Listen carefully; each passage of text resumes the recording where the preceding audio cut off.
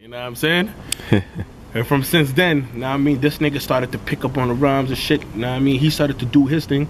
Me and this nigga did what we had to do. We dropped real shit. We dropped a mixtape. Young niggas out here, some 14, 15, some real shit. Some first niggas out here drop some shit. We call that shit the lifestyle of the poor and shameless. So how would you basically describe your style? Like what you think your sound is like? Oh, what kind of sound would you be delivering to the people? You know, like what's your message? Like, first of all, what's your sound creatively, and what's your message behind your actual sonically produced sound on wax? All right. Well, look, you know what I'm saying? At times I listen to myself and I be like, all right, what lane am I trying to really go through? You know what I'm saying? And yo, I'm a man of the people. I'm Brooklyn's advocate. You know what I'm saying? All right. And at the end of the day, I'm more on a black militant shit. You know what I'm saying? You gonna have your songs, you know what I mean, when you party and you bullshit, but then at the end of the day, my music got a message, and the reason why it got that message is because of the people who influenced me, you know what I'm saying? Like Big, you know what I mean, Hove, Nas. You know what I'm saying? Like Nas is one of the illest storytellers ever. And his message, the way his delivery, you know what I mean, that inspired me to do that, and I love that shit, you know what I mean? And because I come from that era, that's why my music sound like that. Had I been a younger rapper, it would have been more pop. It would have been like more of a two-word chorus, like, you know what I'm saying? Like, you see, these days when people make music, they chorus be simple, because that's what's in style. That's why when I make hooks and shit, I put my creativity into it, because I come from that. I come from songs with 3 verses. I come from a whole album telling a story, you know what I'm saying? And that's why my music sound like that. So I'm more of a black militant type dude, you know what I'm saying? And okay, so being that you're coming with that type of aura and that type of message, where do you see yourself in 5 years? See myself in 5 years? Definitely, because you know, you got that revolutionary type of vibe. So, you know, not to compare you with anyone, but you know, Kweli, Mos Def. Okay. You know, a lot of people, you guys like that are producing a positive message, but mainstream America might, you know, try to give you a hard time. Just like those guys, they're great MCs, but still, you know, if you ain't turning up and turning your wrist and doing all of that, you know, mainstream America is gonna look at you like you're the weirdo. You know what I mean? But that's all good though, you know what I'm saying? Son, hip-hop, son, it got a lane for everybody in hip-hop. You know what I'm saying? And where I see myself in 5 years, I see myself as one of the realest, well, one of the best MCs that made it out of New York and made it out of East New York. You know what I'm saying? And a lot of times, you see, now the industry can only give people they gave people a fight back then because you had to come through them to make, you know what I'm saying, to be successful. These days, they got so many avenues for you to just do your indie thing. You know what I'm saying? And you don't need no help from no major label to get famous anymore. You know what I'm saying? Right. Bobby Shmurda and many others have proved that. You know what I'm saying? There's too many outlets for you to be successful without needing the help and having somebody, you know what I mean, stop your creativity. So, you know what I mean? At the end of the day, I'm not going to stop it because I'm trying to fit in. Right. You don't make history that way. You know what I mean? Legends don't make history by following the trend. They go leave and go do their own thing and have everybody follow them. So I'm never afraid to be me. You know what I'm saying? And I got, you know what I mean? I don't feel no way towards the people who, unfortunately, they stuck in a position where, you know what I mean, their bosses or their label telling them they can't do whatever.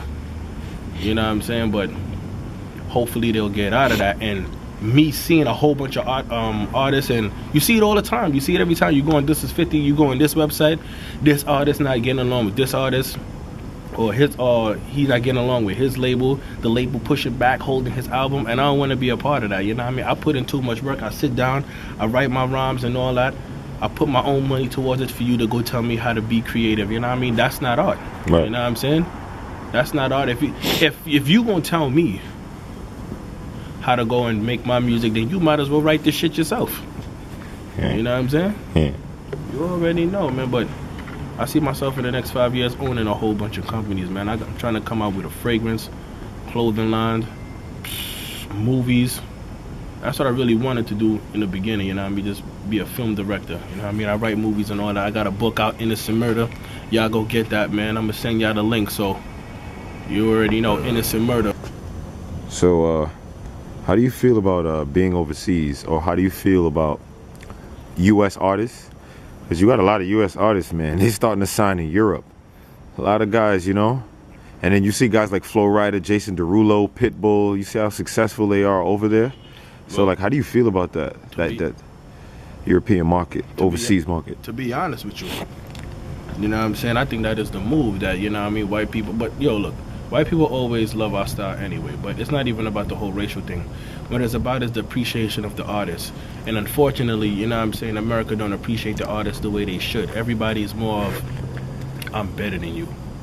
It's more of, you know, if, like, say, like, when it comes to especially like hip hop, it's more of a pride and ego thing. You know what I'm saying? For me to just be like, yo, son, Jay-Z, my nigga, son, fuck with that nigga music. They try to make you feel on some real, they try to make you feel less of a man because you appreciate somebody. If I tell you, like, yo, right now, son, that nigga Hov, son, that's my man, son, that's my favorite rapper, this and this, they be like, son, get off that nigga dick. Right? You understand?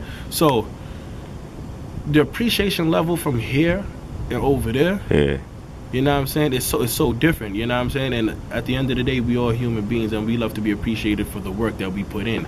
And they show that, with no hesitation. So that's why we gravitate to, more towards over there shit. But you know what I'm saying, it's, yo, whatever you gotta do, you know what I mean? You make music not just for America, you make music for the world to listen to. So if a part of the world is feeling you more than the other, then you already know what you gotta do.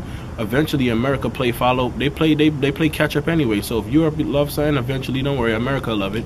Right. You know what I'm saying? So what do you think separates you from different artists? Like, what do you think that you're bringing to the table that, and like you just said, your philosophy is not about, oh, you know, you're not better than anyone or anything. So what do you bring different to the table from another artist? Like, what can somebody expect when they come to see you perform? When they come and see me perform, they can just listen to the quality of the music. You know what I'm saying? They know that where it's coming from. They know it's real. They know it's authentic. I'm not out here talking about I'm going to murder the next man. You understand? Even though sometimes, yeah, I put it in my song, but it's not me. It's not basically me saying I'm going to do it. They know that it's coming from reality. You know what I'm saying? Things that I've passed through in my life, I put it down on, you know what I mean, on paper, and I make sure that I go put it on the beat and I do it accurately. Right. Everything is on point. I make sure I stick to the script. A lot of rappers don't stick to the script. You know what I'm saying? They don't really have a story. They don't really take you from point A to point Z.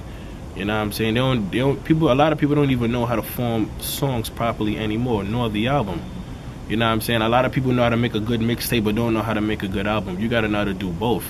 You gotta be an artist and you gotta be an MC. You gotta know the difference. So I made sure that I capture both of that. All right. So listening to you, you know, on somebody's iPod or, you know, through a pair of headphones, like what do you think that someone's gonna get out of your music? Like, what do you think? What kind of feelings or what kind of? Because, you know, like, people really feel music. You know, somebody's working out, trying to get those last 5 push-ups out. Maybe listening to 50 Cent, Animal Ambition or whatever can get him to.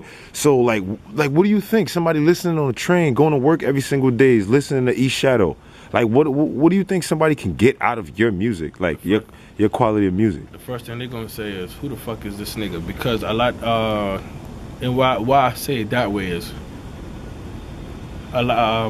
many times I've performed or many times I've did shows, or people heard my music before they seen me.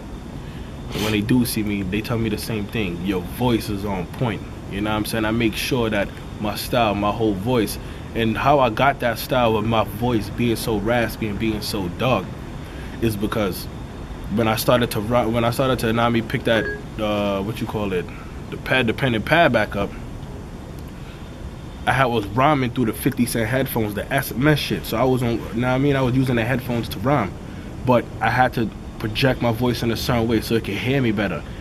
But when people heard it, they was like, yo, son, that shit sound hard, son, you should leave your voice like that. My voice is never like that. My voice is more mellow and cool. I wanted to approach the game like that. But because people like that shit, now, like, you know what, I'm gonna just run with it. You know what I'm saying? So when they hear my shit, they're gonna be like, damn, son. So being that you have such passion in music, like, what's a lot of things that you endured in life, or what's the main thing that you endured in life that you feel that it was a tough time, that you faced adversity? And especially 10 minutes ago, you know, we were just browsing, walking around with you through the neighborhood. You mentioned you had a lot of trials and tribulations. You had a lot of great times, but you had a lot of bad times too in these buildings. You know, you mentioned you lived in many different apartments. Like what's going on, you know, with your past? I mean, man, look. At the end of the day, I can't say that my upbringing was bad. Nah, I mean, my mother, my father, they was always there for me, and they still there to this day. You know what I'm saying? But growing up, seeing your friends, you know what I'm saying? Your mother and father could only hold you down, but so much. But when you out there, you know what I mean, and you ain't with them, and you amongst your friends, you know what I mean? Your so-called preschool friends, sandbox kids, you know what I'm saying? Y'all grow up, and y'all become teens, and then next thing you know, ego and pride step in, and then y'all become hooligans. So, you know what I'm saying, with that being said, growing in Brooklyn, you know what I'm saying, East New York, it's shit you gotta face, you know what I'm saying? You gotta face this clique, you know what I'm saying? You gotta run into niggas over there. And at the time growing up, when I was growing up, that's when the whole blood and Crip shit came over here hard. So you have to worry about a whole bunch of them niggas and shit like that. You either fit in, you became blood, you became Crip. That's what it was at that time. Right. Unfortunately, you know what I'm saying? And many niggas died behind that shit. Friends who grew up with each other because he chose a different gang, now niggas is beefing over that shit. And I seen it happen. I've been through that shit personally. So, you know what I mean? And I'm glad that I'm over. Now I mean, that shit is over with, but right. I done lost my son. Moms, all type of shit out here. Yeah.